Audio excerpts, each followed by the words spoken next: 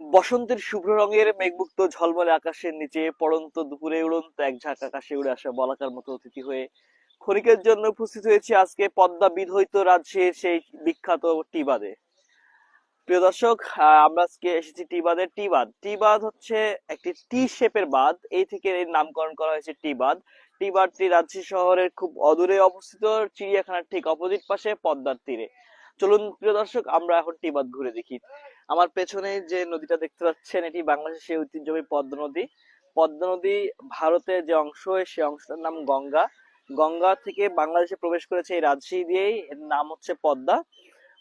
পদ্মা নদীর টি বাদে আসলে আপনি এখানে ছোট বড় অনেক ধরনের নৌকা পাবেন, আপনি নৌকায় করে খুব সুন্দরভাবে পদ্মাতে ঘুরতে পারবেন।